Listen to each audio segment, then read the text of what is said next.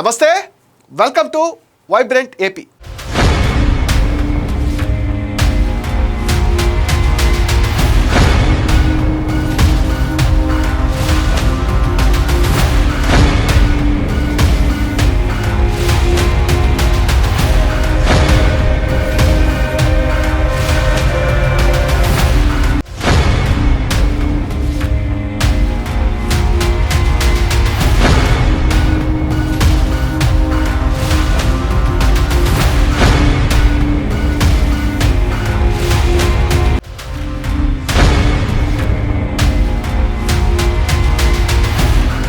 ఉమ్మడి విశాఖ జిల్లాలో పాయకరావుపేట ఎంతో ప్రాముఖ్యత కలిగిన అసెంబ్లీ నియోజకవర్గం. ఎందుకంటే అటు తూర్పుగోదావరి జిల్లాకు ఇటు విశాఖ జిల్లాకు ఉన్న సరిహద్దు పాయకరావుపేట. ఇక్కడ ఓటర్లు కూడా చాలా చైతన్యవంతమైన కలిగిన తీర్పులు ఇస్తూ ఉంటారు. ఇక్కడ టీడీపీ మొదటి నుంచి పట్టుంది. టీడీపీకి కంచుకోటను బద్దలు కొట్టింది మాత్రం గొల్ల బాబురావు అని చెప్పాలి. ఎందుకంటే ప్రస్తుతం రాజ్యసభ ఎంపీగా ఉన్న ఆయన 2009లో తొలిసారి కాంగ్రెస్ నుంచి గెలిచారు. ఆ తర్వాత మళ్ళీ 2012లో ఉప ఎన్నికలు జరిగాయి కదా, అప్పుడు కూడా ఆయన గెలిచారు. తిరిగి మళ్ళీ 2019లో కూడా అలా 3 సార్లు మొత్తం గొల్ల బాబురావు గెలిచారు. ఆయనకి అనుకూల వర్గం ఎంత ఉందో ప్రతికూల వర్గం కూడా అంతే ఉంది. గొల్ల బాబురావు చూపు ఇప్పుడు విశాఖ మీద ఉంది. దీంతో ఆయన రాజకీయ కార్యకలాపాలన్నీ తగ్గించేశారని చెప్తున్నారు. ఎందుకంటే 2024 ఎన్నికలకు ముందు శ్రీకాకుళం జిల్లా రాజాం నుంచి షిఫ్ట్ అయ్యి వచ్చిన మాజీ ఎమ్మెల్యే కంబాల జోగుల ఓటమితోనే తిరిగి తన సొంత ఇలాకాకు వెళ్ళిపోయారు. వంగలపూడి అనిత 2014 ఆంధ్రప్రదేశ్ రాష్ట్ర అసెంబ్లీ ఎన్నికల్లో పాయకరావుపేట శాసనసభ నుంచి తెలుగుదేశం పార్టీ అభ్యర్థిగా పోటీ చేసి తన సమీప వైసీపీ అభ్యర్థి చెంగల్ వెంకట్రావు పైన 2828 ఓట్ల మెజార్టీతో గెలిచి తొలిసారి ఎమ్మెల్యే అయిపోయారు. అలాగే 2018లో తిరుమల తిరుపతి దేవస్థానం బోర్డు సభ్యురాలుగా కూడా ఆమె నియమితురాలయ్యారు. అనిత 2019లో కొవ్వూరు శాసనసభ నియోజకవర్గం నుంచి పోటీ చేసి తానేటి వణిచి చేతిలో 25,248 ఓట్ల తేడాతో ఓటమి పాలయ్యారు. తానేటి వనిత జగన్ హయాంలో హోంమంత్రిగా కూడా పనిచేశారు. 2021 జనవరి 30న ఆంధ్రప్రదేశ్ రాష్ట్ర తెలుగు మహిళా అధ్యక్షురాలిగా వంగలపూడి అనిత పనిచేశారు. వైసీపీ పాలన, జగన్ నిరంకుశ విధానాలపైన ఆమె గట్టిగా పోరాడారు. అండ్ 2024లో జరిగిన ఏపీ ఎన్నికల్లో పాయకరావుపేట నుండి టీడీపీ అభ్యర్థిగా పోటీ చేసి తన సమీప ప్రత్యర్థి వైసీపీ అభ్యర్థి కంబాల జోగుల పైన 43,727 ఓట్ల మెజార్టీతో రెండోసారి ఎమ్మెల్యేగా గెలిచారు. వంగలపూడి అనిత పోరాట ప్రతిమను గుర్తించిన టీడీపీ అధినేత చంద్రబాబు హోంమంత్రి పదవి కూడా ఇచ్చారు. జూన్ 12, 2024న ఆంధ్రప్రదేశ్ హోంమంత్రిగా కీలక బాధ్యతలు కూడా చేపట్టారు. పాయకరావుపేటలో వైసీపీలో వర్గ విభేదాలు 2024 ఎన్నికల టైంలోనే బయటపడ్డాయి. వైసీపీ నేత కంబాల జోగులకు టికెట్ ఇవ్వద్దని అమ్మాజీ వర్గీయులు డిమాండ్ చేశారు. ఎమ్మెల్యే టికెట్ స్థానికులకే ఇవ్వాలంటూ పట్టుబడుతూ ధర్నాలు కూడా దిగారు. అండ్ పాయకరావుపేట వైసీపీ ఇన్ఛార్జిగా రాజం సిట్టింగ్ ఎమ్మెల్యే కంబాల జోగులను వైసీపీ అధిష్టానం నియమించింది. దీంతో కంబాల జోగులు నాన్ లోకల్ అని అమ్మాజీ వర్గం ఆరోపించేది. లోకల్ ముద్దు, నాన్ లోకల్ వద్దు అంటూ నిరసన కూడా వ్యక్తం చేశారు. పాయకరావుపేట విషయంలో జగన్ పునరాలోచించాలని అమ్మాజీ వర్గం డిమాండ్ చేసింది. పాయకరావుపేటలో వైసీపీ నేతలకు హోంమంత్రి వంగలపూడి అనిత టార్గెట్ అయ్యారనిపిస్తుంది. తరచూ వంగలపూడి అనిత జగన్ను ఏకవచనంతో సంబోధించడంతో పాటు జగన్ను పులివెందుల ఎమ్మెల్యేగా పదే పదే అనిత మాట్లాడటంతో వైసీపీ నేతలు ఆమెను లక్ష్యంగా చేసుకున్నారన్న అభిప్రాయం టీడీపీ నాయకత్వంలో ఉంది. పాయకరావుపేట ఎమ్మెల్యే వంగలపూడి అనిత హోంమంత్రిగా ఉండటంతో వైసీపీ నేతలు సైలెంట్ అయిపోయారు. ఈ పరిస్థితుల్లో అధికార పార్టీని ఎదిరించడం కంటే సైలెంట్గా ఉంటూ సొంత పనులు చక్క పెట్టుకోవడమే బెటర్ అని కొందరు వైసీపీ నేతలు భావిస్తున్నారు. మరికొందరు వైసీపీ ఓటమితో నిరాశలో కూడా ఉన్నారు.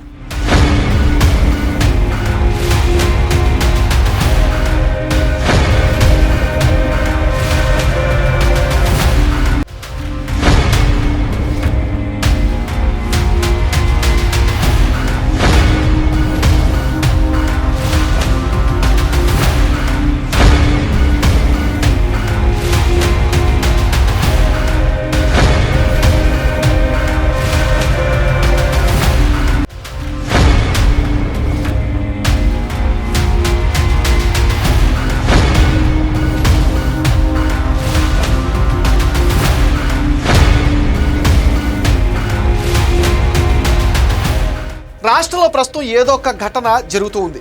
హత్యలు, అత్యాచారాలు జరిగినప్పుడల్లా వైసీపీ నేతలు వెంటనే అక్కడికి వాలిపోయి శాంతి భద్రతల సమస్య అంటూ గలమెత్తుతున్నారు. ఇదిలా ఉంటే పాయకరావుపేటలో కంబాల జోగుల వైసీపీ కేడర్ని నడిపించలేకపోతున్నారు, కంబాల జోగుల వైసీపీ కేడర్ను సమన్వయం చేయలేకపోతున్నారనే మాటలు చాలా గట్టిగా వినిపిస్తున్నాయి. దాంతో ఇన్ఛార్జిని మార్చేందుకు అధిష్టానం కూడా కసరత్తు చేస్తున్న టాక్ అయితే గట్టిగా వినిపిస్తుంది.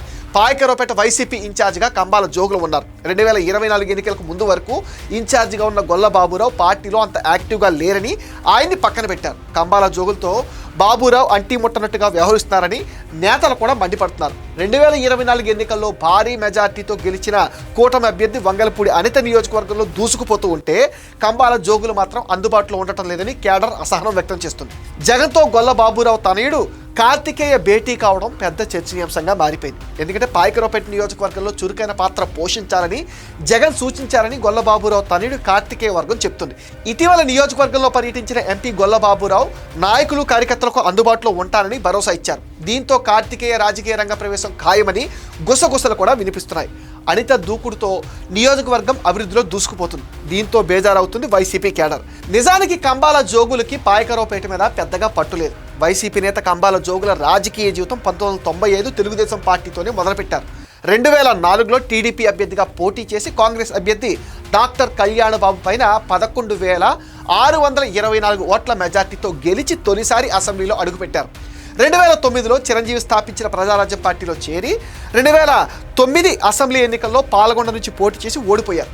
అనంతరం ప్రజారాజ్యం పార్టీని కాంగ్రెస్లో విలీనం చేయడంతో ఆయన 2012లో వైఎస్ జగన్మోహన్ రెడ్డి స్థాపించిన వైసీపీలో చేరిపోయారు. కంబాల జోగుల 2014 అసెంబ్లీ ఎన్నికల్లో రాజాం నుంచి వైసీపీ అభ్యర్థిగా పోటీ చేసి తెలుగుదేశం అభ్యర్థి ప్రతిభాభారతి పైన 512 ఓట్ల మెజార్టీతో రెండోసారి గెలిచి అసెంబ్లీలో అడుగుపెట్టారు.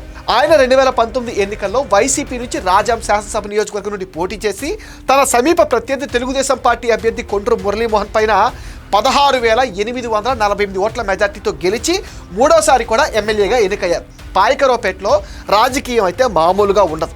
ఇక్కడ 2024 ఎన్నికల తర్వాత నుంచి పార్టీ 3 వర్గాలుగా విడిపోయింది. దీంతో ఎవరికి వారే యమునా తీరే అన్నట్టుగా పాయకరావుపేటలో సీన్ ఉంది ప్రస్తుతానికి. ఇక ఇందులో కూడా 1-2 వర్గాలు అధికార కూటమితో సఖ్యతగా మెలుగుతున్నారు. ఎక్కడో రాజాం నుంచి వచ్చిన కంబాల జోగుల్ని పాయకరావుపేటకు మార్చడమే ఆయనకు నచ్చటం లేదు. అండ్ రాష్ట్ర వ్యాప్తంగా జగన్ చేపట్టిన జంబ్లింగ్ విధానం ఎంతో మందిని ఓటమి పాలు చేసిందని చెప్పాలి. ఒకానొక సందర్భంలో జగన్ మాట వినేందుకు కూడా కంబాల జోగులు నిరాకరించారు. బ్రతిమిలాడి ఆయన ఒప్పించి పాయకరావుపేట బరిలో నిలిపారు. కూటమి సునామీలో జోగుల ఓడిపోయారు. గతంలో 3 సార్లు ఎమ్మెల్యే అయిన పాయకరావుపేటలో ఓటమితో కంబాల జోగుల డేరా పడిపోయారు. రాజాం నుంచి తెచ్చి ఇక్కడ పడేశారని 2029 ఎన్నికల్లో తనకు తిరిగి రాజాం టికెట్ కావాలని జగన్ని అడుగుతున్నారు కంబాల జోగుల. గొల్లబాబురావు తనయుడు దూకుడుతో కంబాల జోగులు తిరిగి రాజాంకి వెళ్ళటం గ్యారంటీ అని కూడా అంటున్నారు. ఇది ఏపీ వైబ్రెంట్ అప్డేట్. ఈ వీడియో పైన మీ విలువైన ఒపీనియన్ని కామెంట్ సెక్షన్లో మెన్షన్ చేయండి. మీరు ఇచ్చే కామెంట్స్తోనే మరిన్ని ఇంట్రెస్టింగ్ వీడియోస్ మీకు అందిస్తాం. అండ్ మీరేం చేయాలో మీకు తెలుసు కదా, మన ఈ ఛానల్ని లైక్ చేయండి, షేర్ చేయండి, సపోర్ట్ చేయండి, సబ్స్క్రైబ్ చేయండి.